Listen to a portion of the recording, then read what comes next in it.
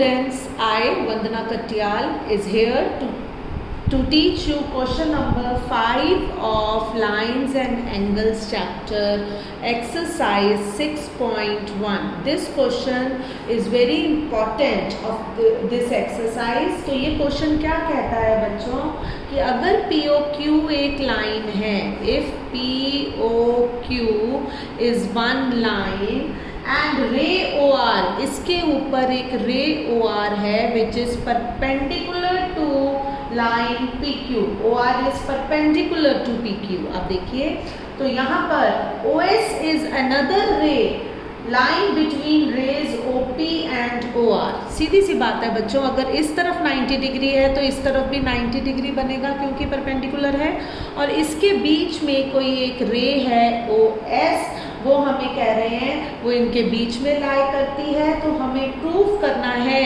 कि यहाँ पर पहले मैं गिवन लिख देती हूँ कि POQ is a straight line, POQ is a straight line and OR is perpendicular to PQ. OS is any ray between OP and OR. और हमें प्रूफ क्या करना है स्टूडेंट्स, हमें प्रूफ करना है angle ROS is equal to half of angle QOS minus angle POS. देखिए ROS angle कौन सा है, ROS ये बीच वाला, ये वाला एंगल मुझे प्रूव करना है half of QOS, this is angle QOS minus angle POS. थोड़ा सा एंगल्स लोकेट करके देखिए प्रूविंग में बच्चों। हम इसके अंदर यहाँ पर क्या करेंगे कि RHS लेकर चलते हैं हम, RHS हमारे पास क्या है, half of angle QOS minus angle POS. अगर आप ध्यान से देखें तो हाफ ये QOS देखिए ध्यान से, QOS एंगल किसके इक्वल है, QOR plus ROS, QOR plus ROS. तो हमने QOS की जगह क्या लिखा, QOR प्लस ROS. ध्यान से देखिए बच्चे, ये पूरा एंगल बन रहा है ना QOS, तो QOS को हम लिखेंगे QOR प्लस ROS माइनस, अब माइनस रख रहे हैं. अब POS को देखिए, ये POS एंगल है, POS एंगल को हम क्या करते हैं, POS angle will be equal to POR minus ROS. ध्यान से देखिए ये पूरा ROP एंगल में से अगर मैं ROS एंगल माइनस कर दूं तो मेरे पास POS आ जाएगा. ये पूरा एंगल है, इसमें से ये माइनस कर दिया तो मेरे पास ये वाला एंगल आ गया. ध्यान से फिगर में देखिए तो हम POS की जगह लिख देते हैं angle POR minus angle ROS, यानी कि एक एंगल को मैंने ROS के साथ इसके साथ ऐड करवा दिया तो ये एंगल आ गया. पूरे एंगल में से ROS को माइनस कर दिया तो POS आ गया. अब आप यहाँ पर देखिए half angle QOR plus angle ROS. अब अगर आप ध्यान से देखिए तो हम इस QOR की जगह 90 डिग्री लिख सकते हैं. क्यों लिख सकते हैं, क्योंकि हमें RO जो है वो परपेंडिकुलर टू PQ दिया हुआ है. देखिए ये RO जो है ये परपेंडिकुलर टू PQ है, तो ये एंगल QOR कितने का हो गया, 90 डिग्री. तो मैंने QOR की जगह 90 डिग्री लिख दिया, ROS की जगह ROS minus angle POR ROQ अगर 90 है तो इस तरफ POR भी कितने का होगा, 90. जैसे ये एक लाइन है, इसके ऊपर अगर ये परपेंडिकुलर है तो इधर वाला 90 है तो इधर वाला भी 90 होगा. तो मैं माइनस एंगल POR की जगह 90 डिग्री लिख देती हूँ, माइनस माइनस हो जाएगा प्लस एंगल ROS. और हमने 90 डिग्री क्यों लिखा, यहाँ पे हम रीज़न लिखेंगे because RO is perpendicular to PQ given. हमें गिवन है कि ये इस पर परपेंडिकुलर है, तभी हमने 90 डिग्री लिखा.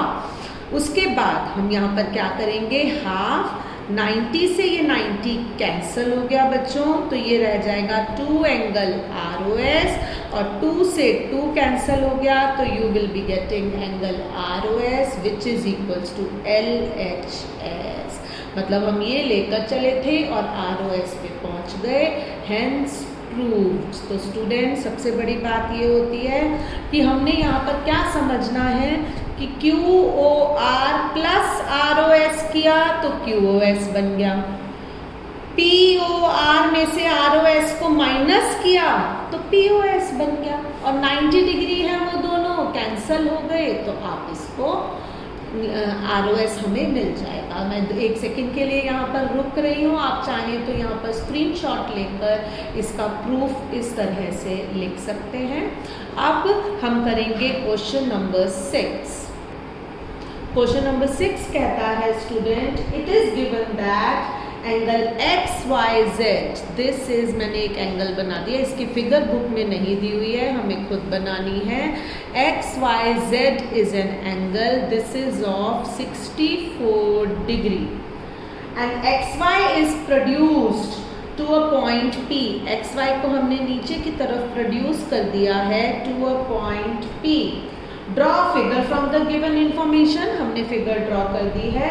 If ray YQ bisects angle ZYP, this is the angle ZYP, और जो ये YQ रे है वो इसको बाइसेक्ट कर रही है। बाइसेक्ट करने का क्या मतलब होता है कि 2 इक्वल हिस्सों में बांट रही है। 2 इक्वल हिस्सों में बांट रही है मतलब ये वाला एंगल इस एंगल के इक्वल हो गया। Angle 1 is equals to angle 2। Bisection का मतलब होता है कि जिस चीज को बाइसेक्ट किया जाता है वो 2 इक्वल हिस्सों में बट जाता है। तो angle 1 is equals to angle 2।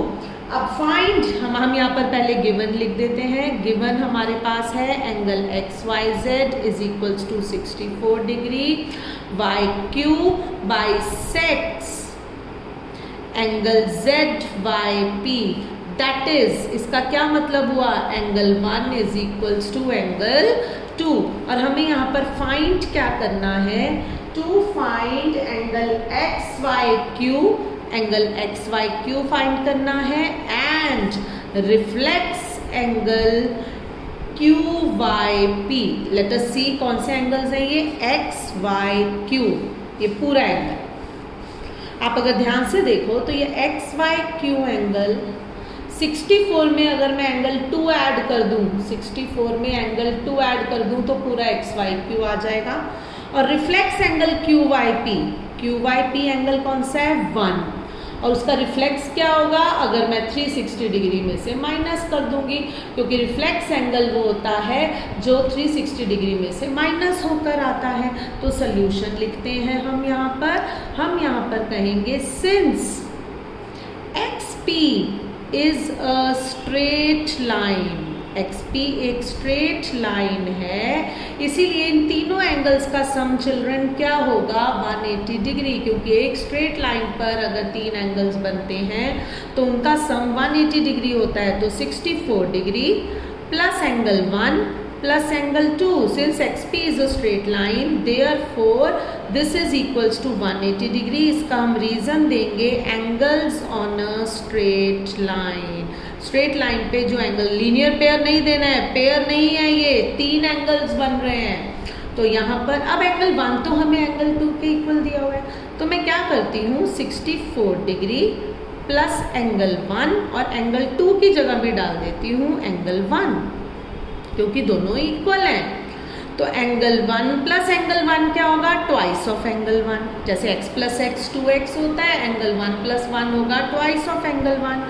180 minus 64 degree, तो twice of angle 1 will be equal to, यहाँ पर हमारे पास 116 डिग्री। 180 में से हम 64 माइनस करेंगे तो हमारे पास 116 आ जाएगा। तो यहाँ पर angle 1 will be equal to 116 by 2, तो 2 5 ज़ा 10, 2 8 ज़ा 16, यानी 58 डिग्री का एंगल 1 निकल कर आ गया। अब एंगल 1 और 2 तो आपस में इक्वल है क्योंकि वो बाइसेक्ट हो रहे थे, तो this implies angle 1 is equals to angle 2 is equals to 58 degree. अब 1 और 2 की वैल्यू आ गई है मेरे पास, तो से जो पूछा गया है हम वो निकाल लेंगे। पहली चीज़ हमसे पूछी गई है एक्स वाई क्यू, तो हम क्या करेंगे student, now angle X Y Q हमारा क्या होगा students, angle X Y Q will be equal to angle X Y Z plus angle 2। तो यहाँ पर हमने एंगल एक्स वाई जेड हमें 64 डिग्री दिया हुआ है और एंगल 2 हमने 58 डिग्री का निकाल लिया है। तो 64 प्लस 58 हम करेंगे तो 8 प्लस 4 12 एंड 6 and 6 is 12, तो 122 डिग्री का हमारा जो एंगल एक्स वाई क्यू है वो निकल आएगा। और अब हमें क्या निकालना है, reflex angle Q Y P. जो एंगल क्यू वाई पी है वो एंगल 1 है और एंगल 1 हमने 52 डिग्री का निकाला था। तो angle reflex angle Q Y P क्या हो जाएगा students, reflex angle Q Y P हो जाएगा 360 degree minus 52 degree, 360 degree minus 52 degree, यानी कि जो हमारा एंगल एक्स वाई की 52 नहीं सॉरी 58 डिग्री का निकला था। तो 360 डिग्री माइनस 58 डिग्री यानी कि 302 डिग्री का reflex angle Q Y P हमारा आ गया। तो angle X Y Q X Y Z plus angle 2, क्योंकि एंगल 1 और 2 इक्वल थे, दोनों ही 52 डिग्री के निकले, 58 डिग्री के निकले। तो what you will be getting 360 minus 58 यानी कि 302 degree as reflex angle Q Y P. अगर आपको ये दोनों क्वेश्चंस अच्छे से समझ में आए हैं तो प्लीज़ मेरे चैनल को लाइक कीजिए, सब्सक्राइब कीजिए। Thank you.